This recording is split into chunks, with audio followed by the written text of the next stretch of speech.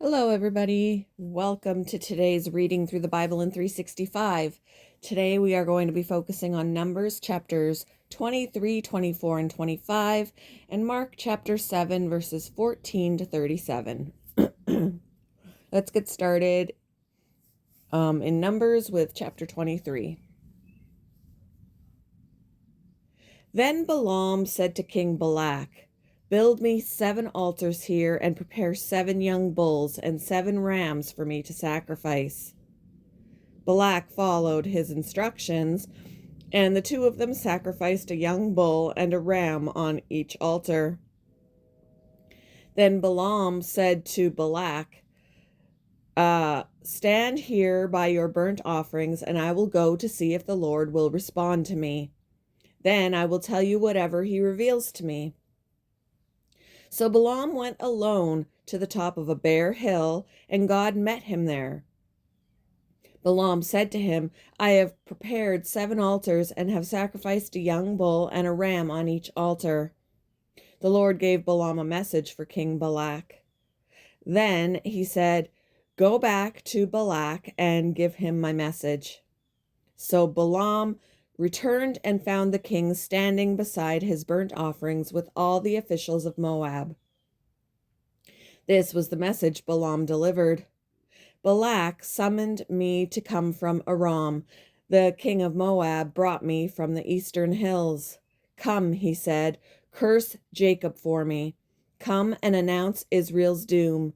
But how can I curse those whom God has not cursed? How can I condemn those whom the Lord has not condemned? I see them from the cliff tops. I watch them from the hills. I see a people who live by themselves, set apart from other nations. Who can count Jacob's descendants, as numerous as dust? Who can count even a fourth of Israel's people? Let me die like the righteous. Let my life end like theirs." Then King Balak demanded of Balaam, "What have you done to me? I brought you to curse my enemies. Instead, you have blessed them." But Balaam replied, "I will speak only the message that the Lord puts in my mouth." Then King Balak told him, "Come with me to another place. There you will see another part of the nation of Israel, but not all of them. Curse at least that many." But Balak took Balaam to the plateau of Zophim on Pisgah Peak. He built 7 altars there and offered a young bull and a ram on each altar. Then Balaam said to the king, "Stand here by your burnt offerings while I go over there to meet the Lord." And the Lord met Balaam and gave him a message. Then he said, "Go back to Balak and give him my message." So Balaam returned and found the king standing beside his burnt offerings with all the officials of Moab. "What did the Lord say?" Balak asked eagerly.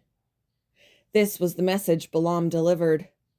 "Rise up, Balak, and listen. Hear me, son of Zippor. God is not a man, so he does not lie. He is not human, so he does not change his mind. Has he ever spoken and failed to act? Has he ever promised and not carried it through? Listen, I received a command to bless. God has blessed, and I cannot reverse it. No misfortune is in his plan for Jacob. No trouble is in store for Israel. For the for the Lord their God is with them. He has been proclaimed their king. God brought them out of Egypt. For them, he is as strong as a wild ox. No curse can touch Jacob. No magic has any power against Israel. For now it will be said of Jacob, 'What wonders God has done for Israel!' These people rise up like a lioness, like a majestic lion rousing itself. They refuse to rest until they have feasted on prey, drinking the blood of the slaughtered. Then Balak said to Balaam, "Fine, but if you won't curse them, at least don't bless them." But Balaam replied to Balak, "Didn't I tell you that I can only do what the Lord tells me?" Then King Balak said to Balaam, "Come, I will take you to one more place. Perhaps it will please God to let you curse them from there." So Balak took Balaam to the top of Mount Peor, overlooking the wasteland. Balaam again told Balak, "Build me 7 altars and prepare 7 young bulls and 7 rams for me to sacrifice." So Balak did as Balaam ordered and offered a young bull and a ram on each altar. Chapter 24. By now, Balaam realized that the Lord was determined to bless Israel, so he did not resort to divination as before. Instead, he turned and looked out toward the wilderness, where he saw the people of Israel camped, tribe by tribe.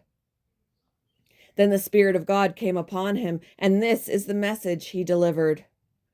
This is the message of Balaam, son of Beor, the message of the man whose eyes see clearly, the message of one who hears the words of God, who sees a vision from the Almighty, who bows down with eyes wide open. How beautiful are your tents, O Jacob! How lovely are your homes, O Israel!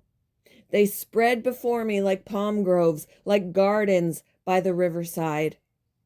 They are like tall trees planted by the Lord, like cedars beside the waters. Water will flow from their buckets. Their offspring have all they need.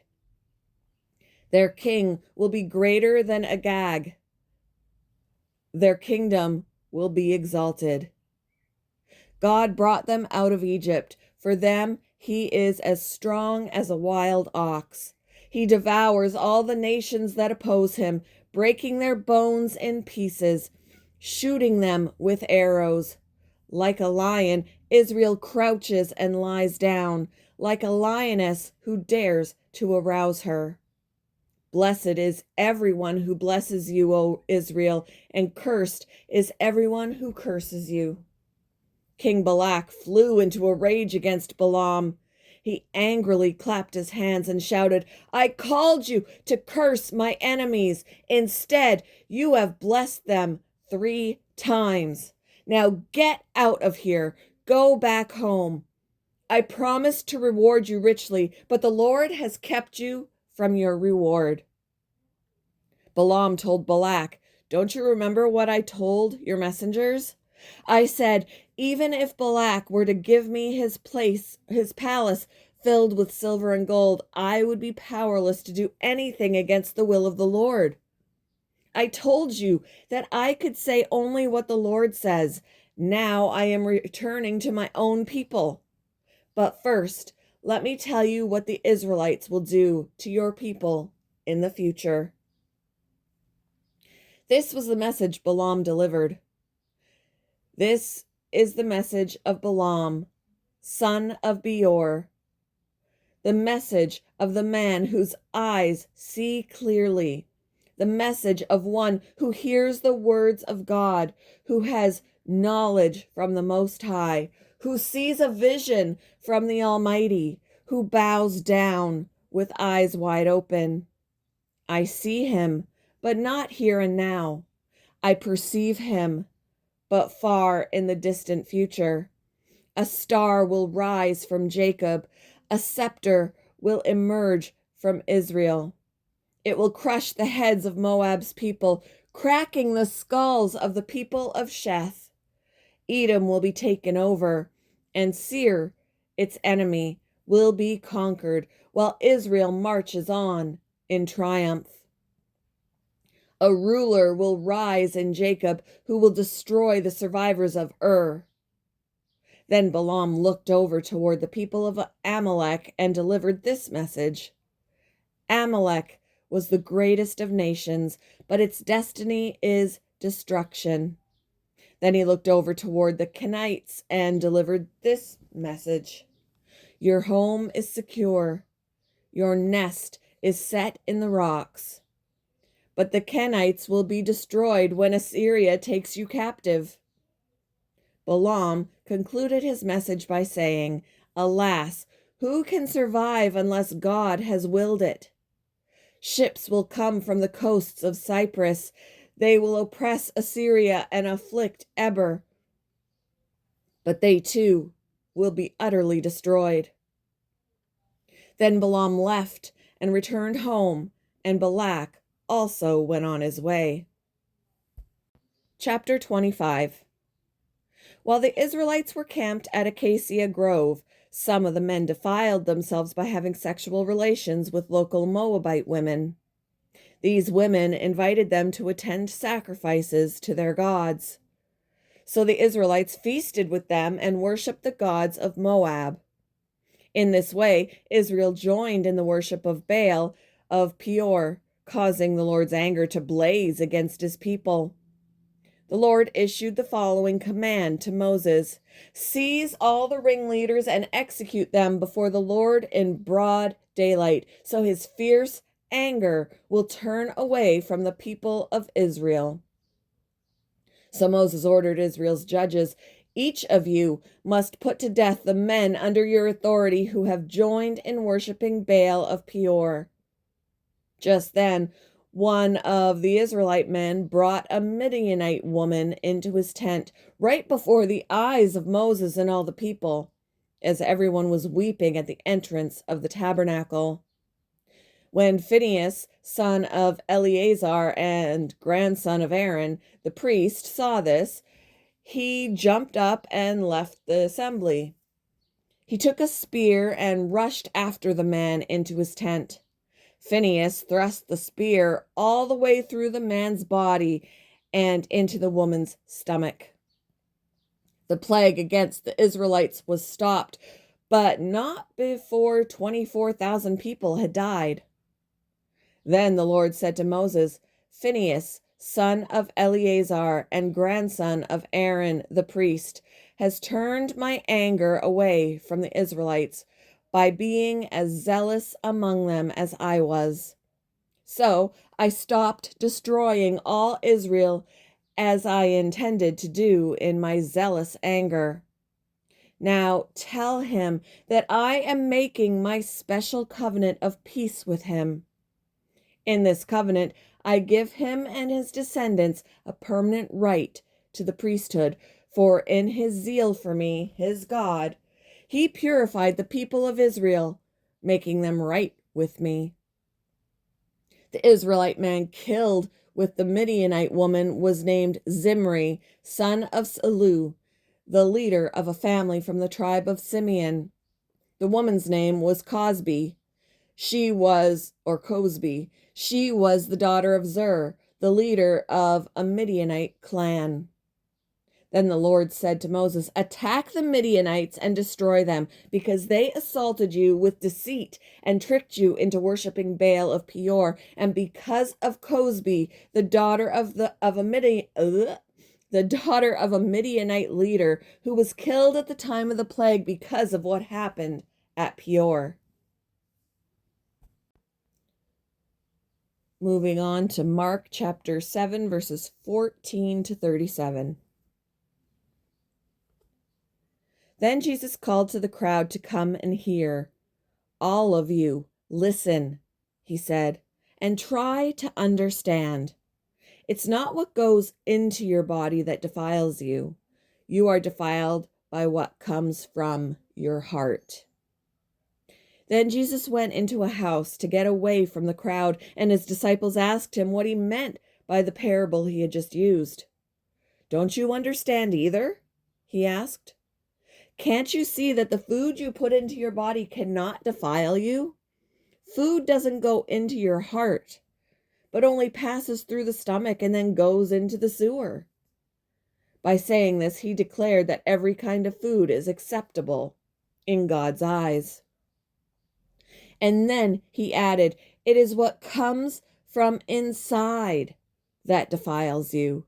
For from within, out of a person's heart, come evil thoughts, sexual immorality, theft, murder, adultery, greed, wickedness, deceit, lustful desires, envy, slander, pride, and foolishness.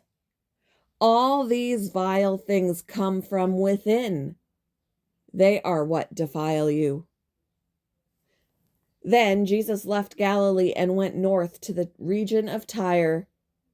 He didn't want anyone to know which house he was staying in, but he couldn't keep it a secret. Right away, a woman who had heard about him came and fell at his feet. Her little girl was possessed by an evil spirit, and she begged him to cast out the demon from her daughter. Since she was a Gentile, born in Syrian Phoenicia, Jesus told her, "First I should feed the children, my own family, the Jews. It isn't right to take food from the children and throw it to the dogs." She replied, "That's true, Lord, but even the dogs under the table are allowed to eat the scraps from the children's plates." "Good answer," he said. "Now go home, for the demon has left your daughter."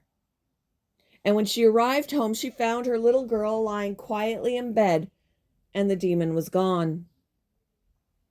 Jesus left Tyre and went up to Sidon before going back to the Sea of Galilee and the region of the 10 towns.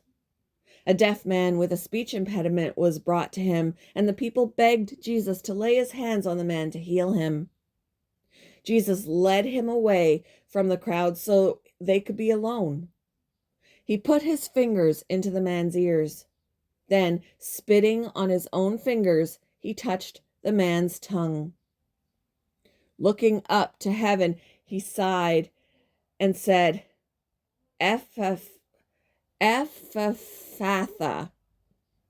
I think, which means, be opened. Instantly, the man could hear perfectly, and his tongue was freed so he could speak plainly. Jesus told the crowd not to let anyone,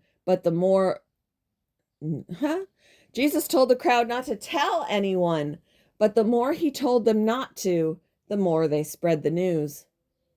They were completely amazed and said again and again, "Everything he does is wonderful. He even makes the deaf to hear and gives speech to those who cannot speak."